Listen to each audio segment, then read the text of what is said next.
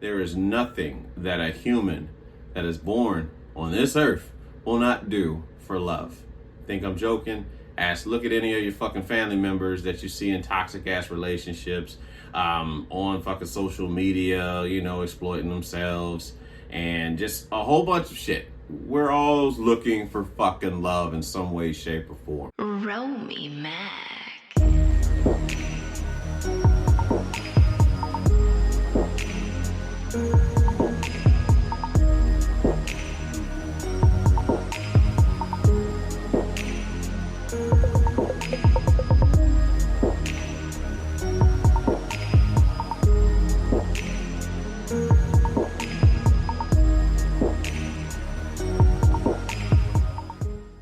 What's the difference between the person you felt you had to be before the awakening versus who you choose to be?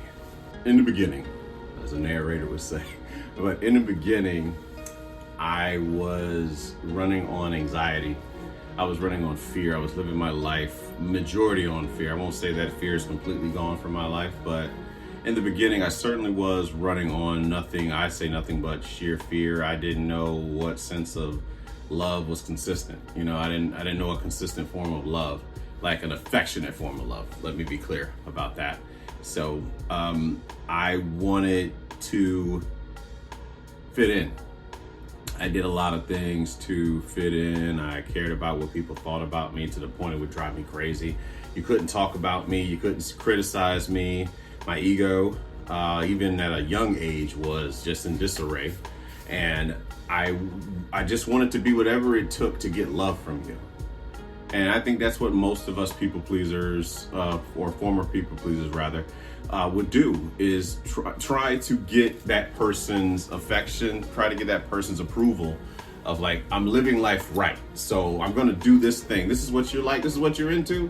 A girl, she's like, I like to listen to, I don't know, Rascal Flatts. What? I'm gonna listen to Rascal damn Flatts, is what it's gonna be. Or, like I said in the previous episode, if it's politics, you know what? I'm gonna learn what the fuck Obama is doing every day when he goes to work, or what happens in local government. I mean, it doesn't hurt to know that information, but the reason behind it was empty, very much empty, very self-serving, egoic, wanting to be validated by this person because they had more. They were more human than I was. They had something I felt I didn't have. You know what I'm saying? They had that cool about them. They had that status, and I wanted to just be a part of the team. Like most things that happen in high school, not high school, but sometimes in high school. But really, it starts in like middle school, elementary school, like towards fourth and fifth grade, where you're trying to leave away from mommy's titty and try to stand on your own and figure out where you fit in the world. And for me being at what I consider to be my lowest at the time in my life and going through a spiritual awakening, I was very much trying to appease everybody around me, like a fucking chameleon. It didn't matter where I was. If I was home in Virginia, I'm appeasing to the people in Virginia. If I was in the military, I was trying to appease to everybody in the military. The thing about the military is people from many different people. So I'm playing 7 roles at one point in time. And it wasn't malicious, even though I believe the beta male, the blue pill beta male does things maliciously, in my opinion. You're very passive, you're passive aggressive. You're not being upfront. You're doing sneaky shit, and I didn't care because I was trying to fit in.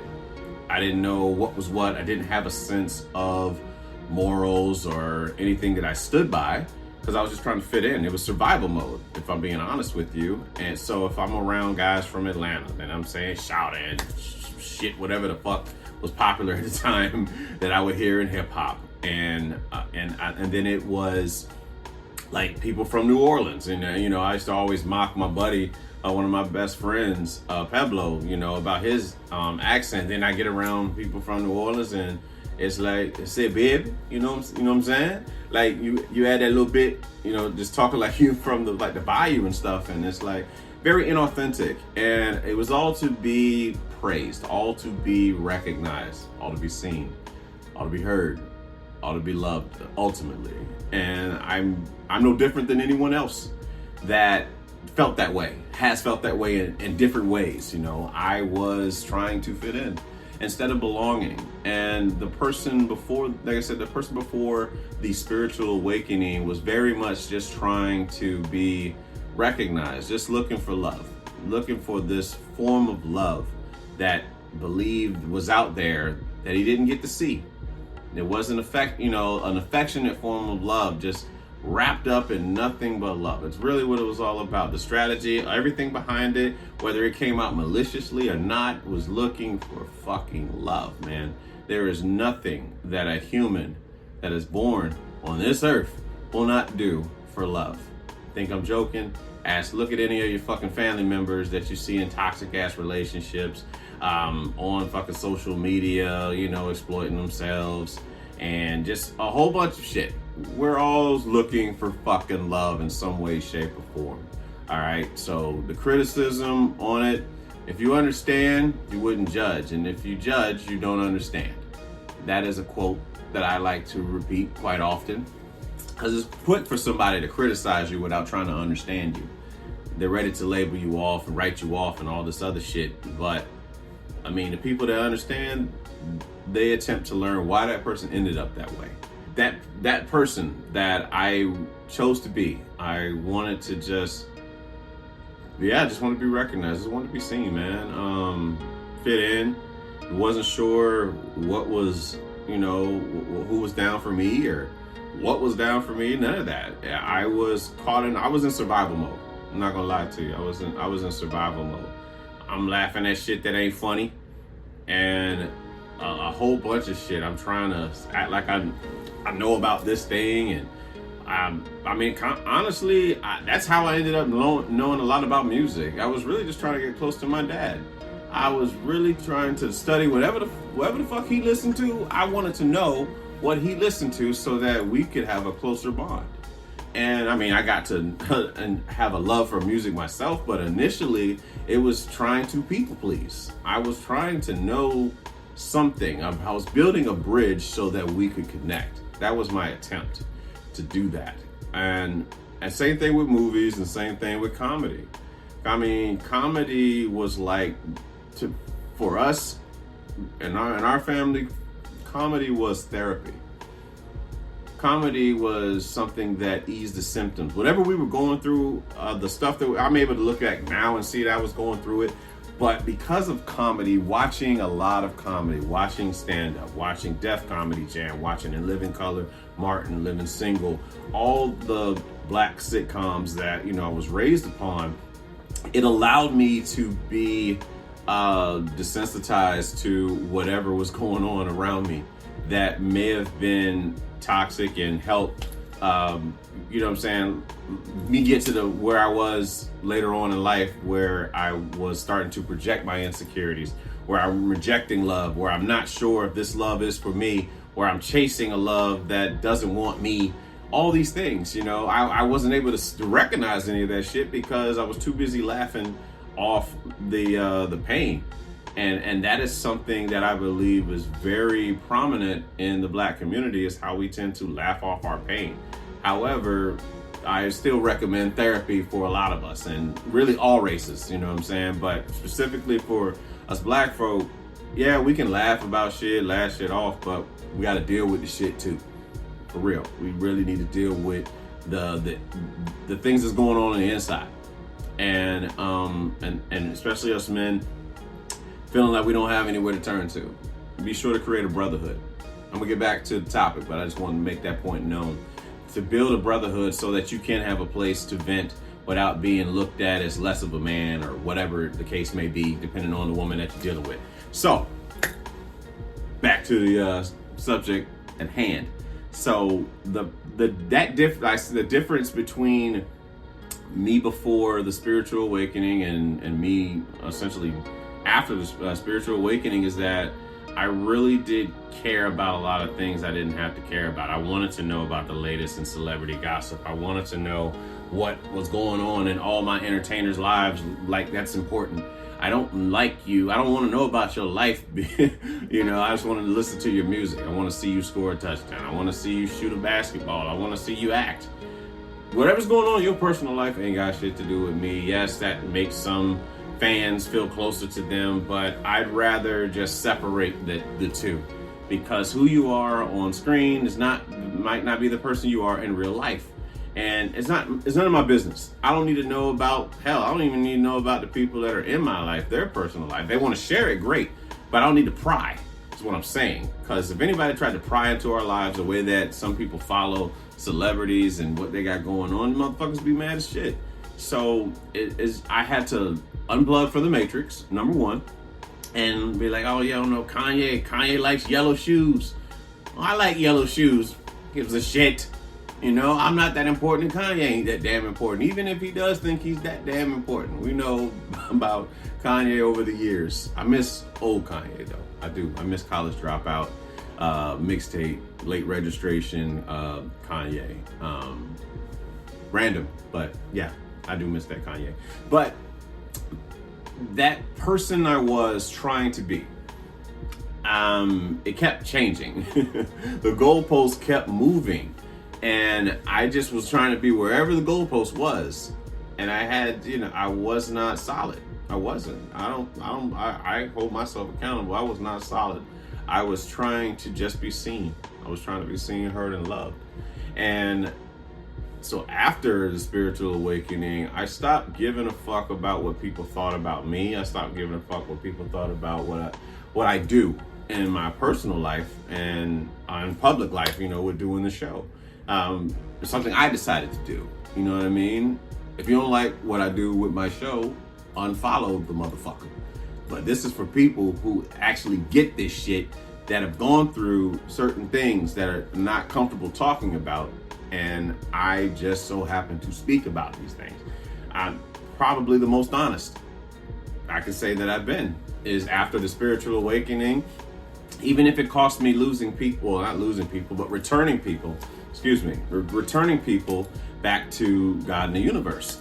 But the time we've had is the time we had, and I'm grateful for it. All of you, whoever you are, that we've experienced life together, and now you have gone on to greater things on your journey. I love that for you. I wish you nothing but positive healing energy and nothing but success. But after, the spiritual awakening, it just felt good to just speak my mind.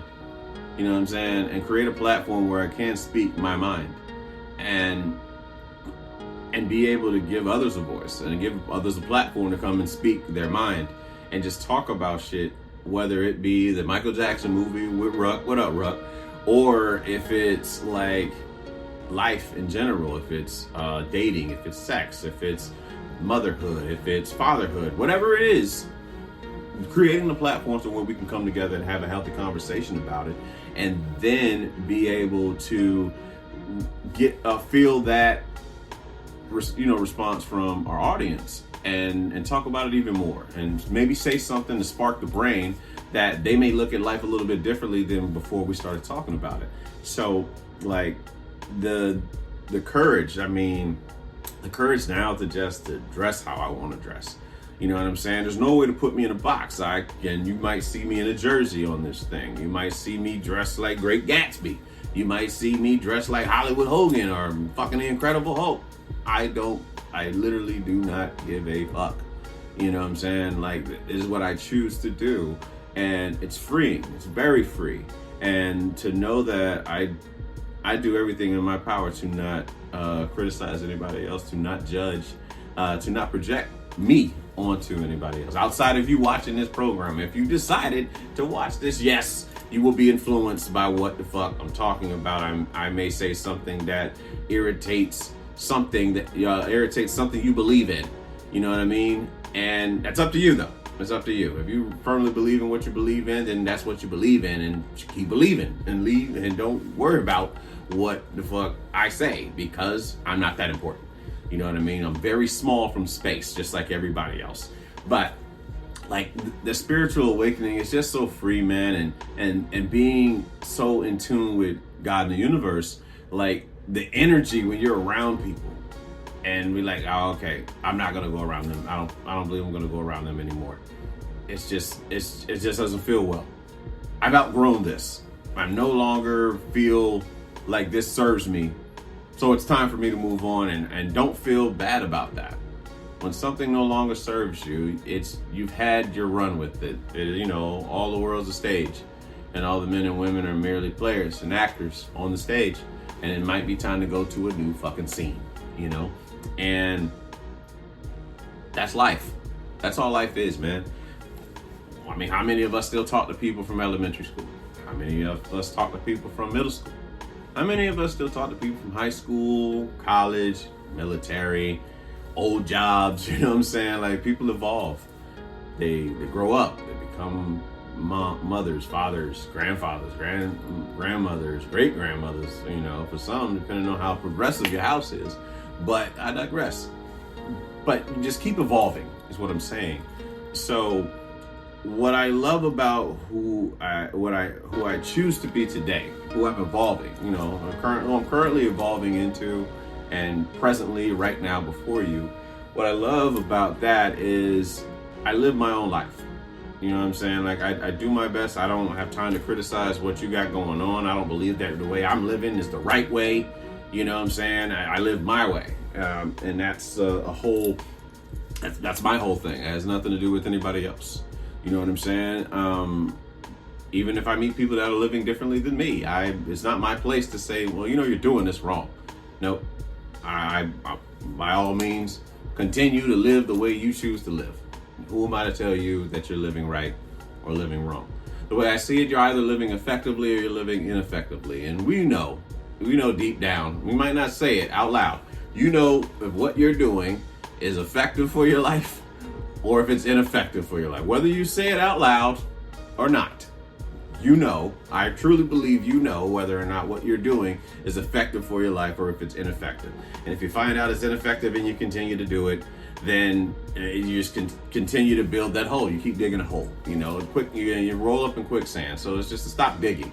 So that's just what I feel about what we do as humans. But remember to have grace, because we are just that, human, right? We're human. We're still trying to figure everything out. You don't have to have it all figured out by 40. You don't have to have it figured out by 50. However long you're going to be here, just keep figuring it out. And I love that about me after the spiritual awakening, because I no longer have that pressure that I used to put on myself of trying to live up to somebody else's approval of me, and to be able to live in my own mindset. And again, as long as I'm not doing anything to hurt anyone physically, you know what I mean? I'm gonna continue to do what I do. And some might like it, some may not, but that's the beauty of life, man. You cannot like it. You can like it. That's why I love life.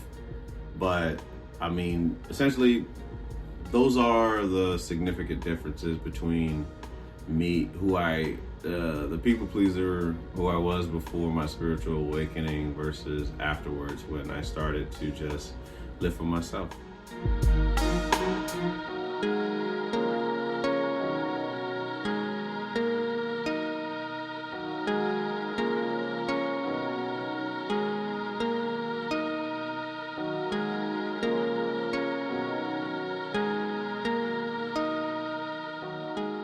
What role do you believe love plays in life?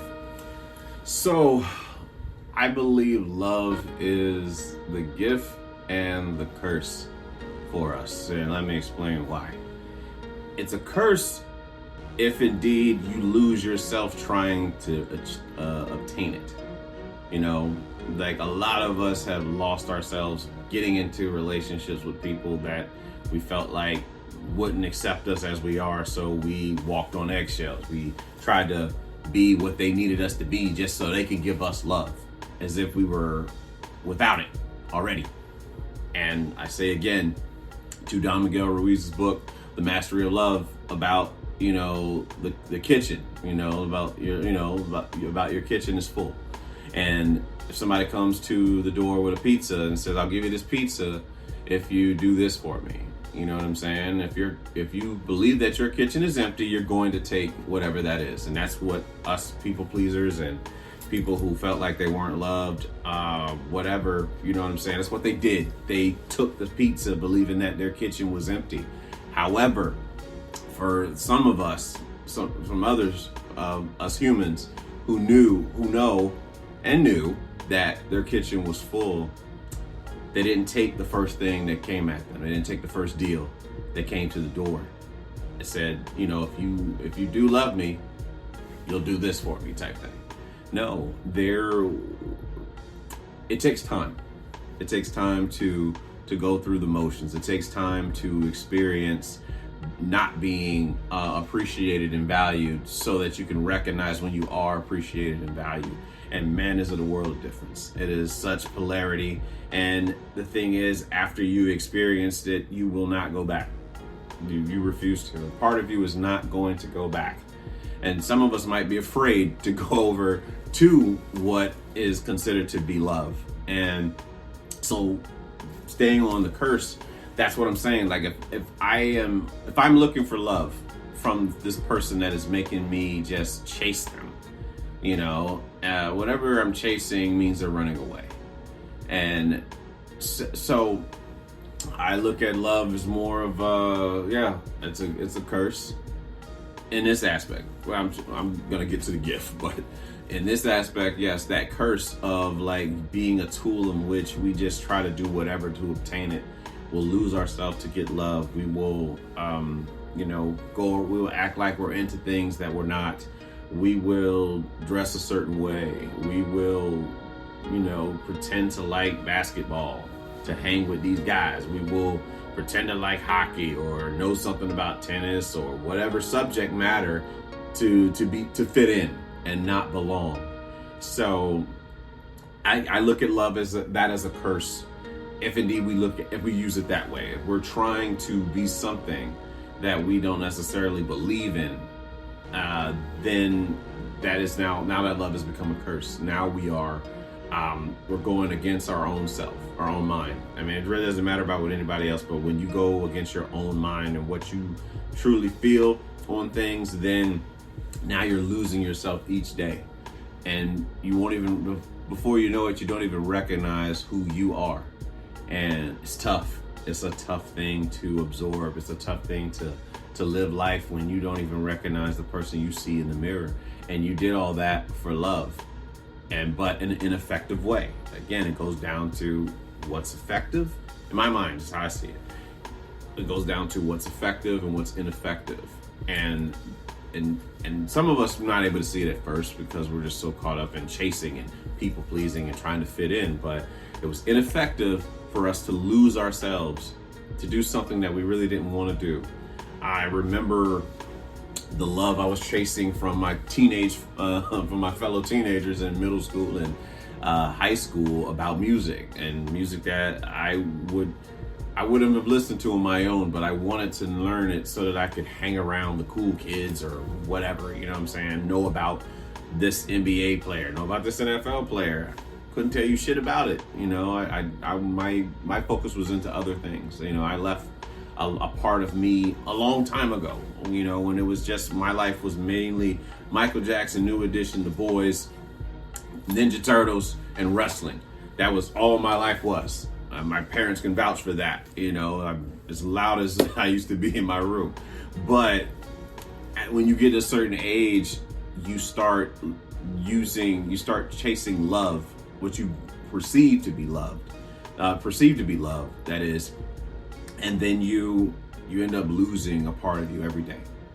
And I know us parents can see it, and our parents can see it, and it's like, you watch your kid, you've seen this kid from whatever age, and then as they get older, you start to see them leave a part of themselves, and then they start to become what is out there in the in crowd or whatever thing they're trying to fit into. And it's like, but you do like Power Rangers or whatever, you know what I'm saying, the thing that you're into, and that's okay. Like, it's all right to like something. You don't have to like this to hang with me. You can like whatever it is that you're into, and you can teach me how to love you. You don't have to play a role outside of being feminine. I'm gonna say that. Play that fucking role. That role you will play, goddammit. But I digress. But in all seriousness though, you don't have to pretend to like some shit because I like that shit. And I was doing that a lot. You know what I'm saying? I think about that. I think about throughout my life I was doing that. But it feels good to be like, you know, somebody mentioned, yo, you ever seen that movie? No, I haven't, actually. I have not seen that. I'm honest with them. So, but to close out the curse part of what I believe, what I'm talking about with love, is that, you know, where we're chasing something and that's ineffective for us, and then we end up losing ourselves. Now, let's get to the gift of love. Now, the beauty of love, man, is just so healing. Oh man, it's so healing. When you feel a sense of love and understand that love is constantly evolving, man. And that's okay. And it teaches you to appreciate it, because the love that you have today may not be here tomorrow. So it's like learning to just appreciate it in that present moment. That's how powerful, to me, that's how powerful love is. When you can feel that moment. Like there was a time where you had that senior trip, or you did something as a senior, and it was that moment, and you will never be able to relive that moment again. You know, there was a love that was there amongst you and your friends or enemies, whatever it was, but there was a time frame, and it's just that feeling. Like I felt this certain type of love going back to the reunion. You know what I'm saying, with me and my classmates. You know, I'm class of 2003, so when we went to the reunion in 2023, man, it didn't matter what any of us did for a living, whether we are the CEO of Pepsi or whether we was the janitor at Nansman. It did not matter. We were all there, and it was this love, man. I'm telling you, we were all taking like the pictures and shit, and the little turnaround shit, you know, panoramic thing, and just sitting there with some of our old teachers that really, like, we had a love for them. You know, Miss Hatfield, she recently, you know, she got married, so her name changed, but I just know her as Miss Hatfield. I mean, I never had her, but my best friend, you know, T-Dot, she did, so I would see her like when we would go by there after school or when she was in class. But there was this love, man. Like, it's an indescribable feeling for a teacher to see kids that she helped or he helped, like, go into the world, and they come back with a story to tell. You know what I'm saying? Like that love. I know that those that are teachers, those of us obviously who went to school, you know that feeling, man, when you see that teacher that really had an influence on you. There is a love, man, that it's indescribable. Like I said, I tip my hat to all educators, all teachers, and all that stuff too, because we spent the most time with them. You know what I mean? Like most of the time, throughout from kindergarten on, or some of us pre-K, from pre-K till 12th grade, we spent most of our time with our teachers. So to come back after spending all that time together, it's that love, man. There's a feeling that you get, and that's what I'm saying. Like, it's so healing. And to be able to speak in loving words too is another thing that is very healing. A lot of us, you know, we kind of grew up in pain, you know what I mean? But to learn how to speak in loving words, to listen compassionately, you know what I'm saying? Thich Nhat Hanh, you know, God rest his soul, he put his teachings in a book. There's a book called How to Fight. You can get that on Amazon. It's almost like a flip book, but he talks about like compassionate listening, like speaking in loving words, and knowing what that gives off, man, when you talk to people and you just encourage them. And also in, you know, the 4 agreements, you never use the word against you. You know what I mean? So like you don't speak ill about yourself. You don't think ill about yourself, because we become what we think about. And it's such a freeing feeling to know how powerful that love is. That's why in this aspect, love is a gift, and love is very free. It cannot be owned. There is no owning in love. It is very free. It moves like the river. And being able to, like, say that you love somebody, you have to, you don't have to, but when you love somebody, it's accepting them for exactly who they are, and you don't necessarily try to change them. And that's tough because a lot of us say we love them. Man, I loved you if you did this though.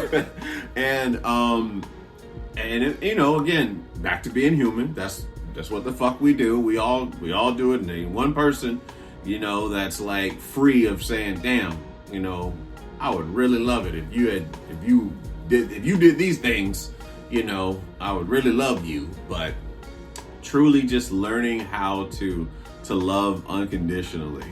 And loving unconditionally, oh man, it is challenging. It is very, very challenging. But the gift of love is so powerful.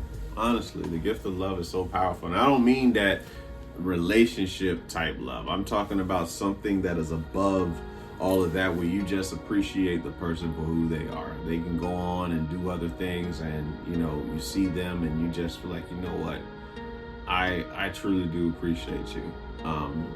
The part you played in my life for whatever particular time that was, and accepting that, and just seeing love for what it is. And it's scary too. It's scary for some of us, you know what I'm saying, because we've been had. All of us, I'll say all of us. Most of us have been fucking had, you know, when it comes to the likes of love. But to be around people like certain coworkers, man, that you haven't seen in years, and then they show up. That feeling you get when you see them, the embrace, man, is it's beautiful. It's such a beautiful thing, man, to know that you had that, you know, it's that love. Or like if you go, you know, you come home from the military or something like that, you've been gone for some time, and then you go to like the church you grew up in, and you see that mentor that might even helped you get to, you know, to do something with your life, man. The embrace that happens, that love, you know what I'm saying? Love is something, you can say it, but it's felt. And that's the gift of love to me, you know, to pass that on. Love, knowing that love is unconditional. You just love like a mother's love, a healthy mother's love. We'll say that. Like a healthy parent's love for their child, man, regardless of what they do. You know, just being there. Might not approve of a lot of the decisions that they make, but the love that a parent has, no matter what you do, I'm going to love you. You don't have to be anything for my love. I'm going to love you. That is a gift that a parent can give to a child. It changes everything, you know, and be able to tell them that. Tell them and show, you know, and embrace them. Give them that physical love, giving the emotional love, affectionate love. Love is contagious, man. And it truly is. Truly is. Love is contagious. And what I really do love seeing, man, is like animals and their love for their person. You know what I'm saying, that they connect to. It's almost like Avatar when you make eye contact and it's like, this is yours now. You know what I'm saying? Like she chose you, he chose you. And when an animal has that love for their owner, let's call it, fuck it, yeah, for their owner, and they can feel when they're off, and they come over there and they try to console you, man. Like, I think that is some of the most amazing things. Or seeing how a dog can lay in a bed like a grown person with like a blanket on a pillow and just knock out with you. And it's incredible to witness, man, to see that form of love. If anybody is the teacher of love, it is to me a dog. A dog is like unconditional lover. You come home from work, and Don Miguel Ruiz talks about it in The Mastery of Love. You come home from work, you want to play with the dog. That dog is happy as fuck to see you, just tail wagging and all that shit. You come home from work and you're like, bitch, get over there, stop. Goes back to being a dog. It doesn't make whatever you're doing about them. They go off and be a dog. And then when they're, you know, when you're ready for love, they might still come fuck with you because they want to love you. They want that love. Like it just gift. That's what I'm saying. Like the gift of love. And that's the type of love that one can appreciate, man. It's the love that dogs have for their person, for their human, man. another indescribable thing. And I don't even own dogs, but I've been around, you know, a couple friends and family members that have dogs, and they remember the energy. And that's another thing, man. The gift of love is that, and that energy. Energy says everything. I don't give a fuck. You can tell me you love me. Your energy will tell me whether you really, like if there's something there to that. You know what I'm saying?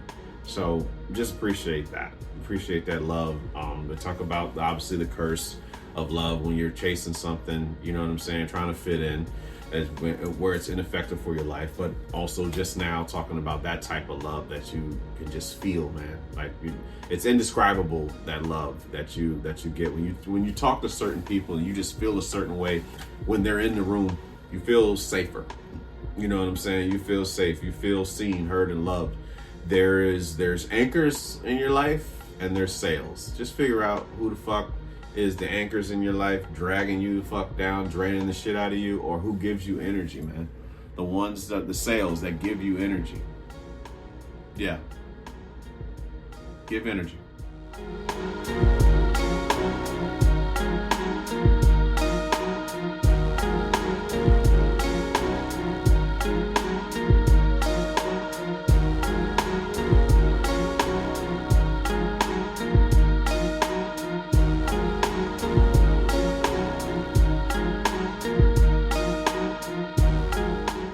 What was the first thing you did when your family got the internet? So let's go back to the 1900s, as Charlemagne likes to call it. And it is 1998, probably. 98, 99, I think 99 is when we first got the internet. It's either 98 or 99. The first thing I did when we got the internet, I was looking for music videos. So there was this website. It was just, I forget the name of the website, but on the website it was nothing but like vintage music videos. And of course I went looking for Michael. That was like first. There was Michael, then it was The Boys, then it was New Edition, then it was whatever was popular at the time. So definitely Bone Thugs, more than likely. I think it was Bone Thugs and Harmony. There was Coolio. It was just a bunch of groups that were, let's say, popular at the time. I know I remember looking up NSYNC, Backstreet Boys. That was in my pop era for sure, too, with that. But I just remember looking up those music videos that I remember. Yeah, I remember the dial-up internet, the sound, and I remember trying to record music videos, and my mom would like have to use the phone, you know, talk to whoever. It's her house, you know, but I would be upset because I would be trying to record a music video, like, well, the audio of it, so that, because I didn't have, you know, that was my way of getting music back then. So I would record the music video and just take the audio for it. But that was the first thing I did when my family got the internet.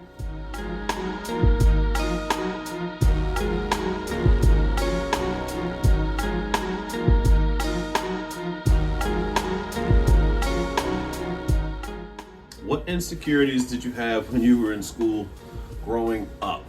Well, in elementary school, I want to say my insecurities is people finding out that I talk to myself, that I had invisible brothers. I don't know if I had any sisters, but yeah, invisible brothers. For sure. That whole thing, you know, I just would talk to myself, you know. I guess I can vividly see me in Florence Bowser Elementary and in class, and I am randomly singing some song that's stuck in my head, and I'm talking to myself about whatever's going on, you know. And I remember being picked on. I remember being laughed at. I remember being talked about, and that was my insecurities. I did not want you to talk. If you pointed at me and laughed at me, I did not like that shit at all, man. I remember insecurities about the way I played basketball. Like my mom and my cousin, my family would make fun of me because I would gallop. I would gallop up and down the court, and I was like 7 or 8, but yeah, I would gallop up and down the court, and they called me Jackrabbit. So it was, it's funny, like looking back, but at that time you could not talk about me. I was gonna cry, So I was very much concerned with how I looked, because I felt like love would be removed if it didn't go with what everybody else wanted. People pleasing building blocks right there. And but middle school insecurities, man, it was one summer I stayed at my grandma's house, and I was playing out at the park, and I think I contracted a wingworm from some kid that was out there at the park, little nasty ass kid. So you end up getting a ringworm like in your head. I go back to school. Let me tell you something. Def Comedy Jam ain't had shit on Suffolk Public Schools when it came to how vile and evil these motherfuckers we were with jokes. I'm talking about we were ready. If you was a big, what they call them, big backs now. If you was a big girl, if you was a big boy, or you was extremely tall, extremely dark, or crazy light, whatever, anything that separated yourself, anything that was abnormal was highlighted. And that year in Miss Phelps' class, 7th grade, they lit my ass up. They lit me up about that ringworm in my fucking head and how I used to have to get my hair cut. And I think they said my shit looked like the fucking globe. And it's hilarious. And it's all right if you're laughing right now. Shit. It was funny. Not funny to me, but it was funny. But in 7th grade, they lit into my ass. I was so subconscious about that thing. I obviously couldn't wear hats in school, but I tried my best to cover it up. I just didn't, my insecurity was looking stupid. I didn't look stupid, but I also contributed to the fact of looking stupid. Like, you know how you get lazy. 5th grade, I did the egg and bottle trick for my science project, right? I didn't put much effort into my schooling early on. I didn't understand it. So 7th grade, back in Miss Phelps' class, we had science, and I decide I'm going to do the egg and bottle trick for a sequel. And when I tell you I procrastinated, because I had done it before, I figured, you know what? I'll just do it the night prior to to class. Man, I got in front of that class, yo. I can see Pug, God rest his soul. I can see I see Pug. He is dying laughing at me because my shit is so unorganized. It is so unorganized. So that whole thing, I used to hate that. I used to hate being laughed at. I did not want to be the center of attention when it came to like criticism, fragile ass ego. But I'm in front of the class and I am trying, I'm thinking I'm just go up there and do what I did last time. Take a boiled egg, light the match, and just let it pull it down. And I don't even think that worked. I don't know what I did. I was ill prepared. Let's just say that. I was ill prepared. I embarrassed myself I embarrassed my ego in front of the class. But there was, it was kid stuff. You know what I'm saying? It's like pure kid stuff. But that's what happens when you don't prepare in life. How you do one thing is how you do everything. So the fact that I did not prepare for the science project, I did not prepare to talk in front of the class, and I was laughed at for it. And, but those insecurities, it was the insecurities of like, you didn't want your pants to be too tight, because we would talk about that. And collectively we talk about that. You didn't want to have non-name brand shoes. I'm sure that every person that has gone through middle school and high school can relate to that. And I wore, what was it? Nucleus. Nucleus is what you got from Montgomery Ward. Okay, that's how you knew your parents shopped at Montgomery Ward, because there was Nucleus was like either in Montgomery Ward or Payless. It wasn't New Balance. Your N didn't mean New Balance. It meant Nucleus.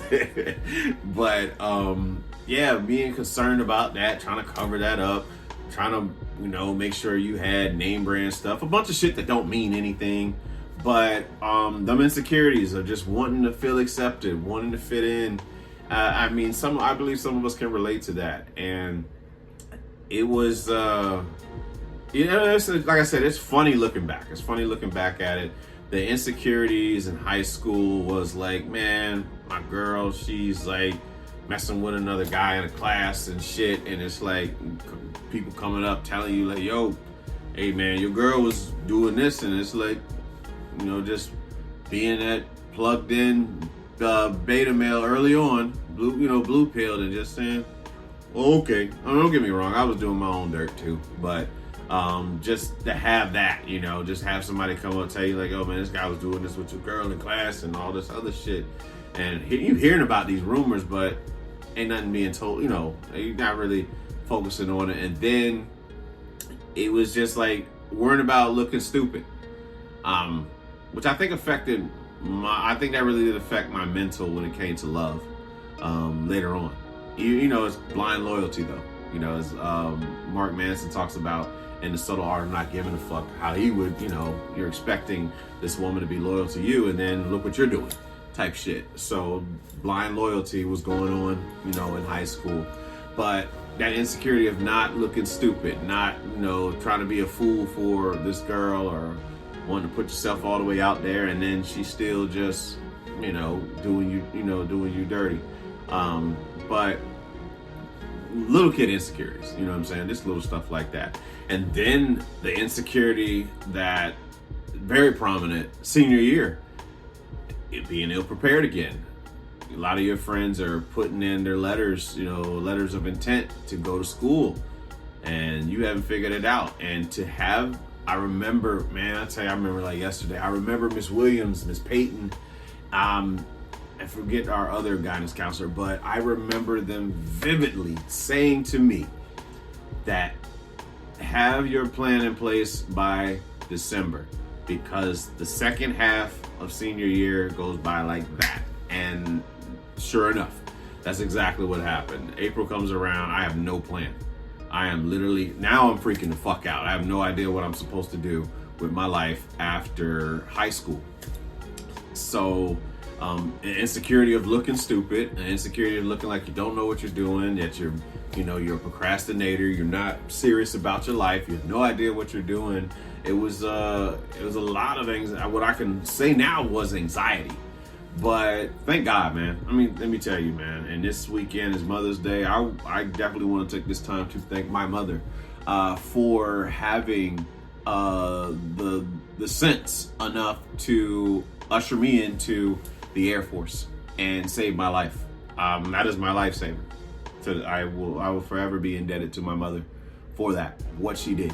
I bullshit you not. That is something. No matter what goes down, I'm grateful to my mother, Cheryl Boogie, Miss Cheryl, Aunt Red, whatever term that she's been referred to throughout her life. I am forever grateful to my mother for putting me in that position for success. Forever grateful. There's not enough words to express that to her. That is the gift. My mother is the gift. You know what I mean? To my life for that. By giving me life, number one. Her and my daddy getting it on. And but yes, the gift, that's the gift I get right there. I'm grateful, forever grateful for that. But I would then, still have insecurities, but I would then go on, whether I knew it or not, and get something that would help me out. So I'll end it on that. So thank you guys for coming on this ride with me this episode. I had a lot of fun sharing a lot of these emotions, thinking about a lot of people, especially talking about love too. You know what I'm saying? Like both aspects, at least of what I gave of it. But be sure to like, comment, subscribe for this show. Tell your friends about it. Send them in text messages. Tell them on social media, whatever it is. You know what I'm saying, that can help boost the conversation. We're not thinking about fame with this shit. This is not about fame. This is about healing. So thank you guys for coming on this healing journey with me. Hopefully, if this is your first time joining us, then you'll start your healing journey with that, and just seeing that we're all flawed, but we're all still lovable. So again, thank you for watching this show. I am Romy Mack, and I'm out. Good night, kids. Happy Mother's Day.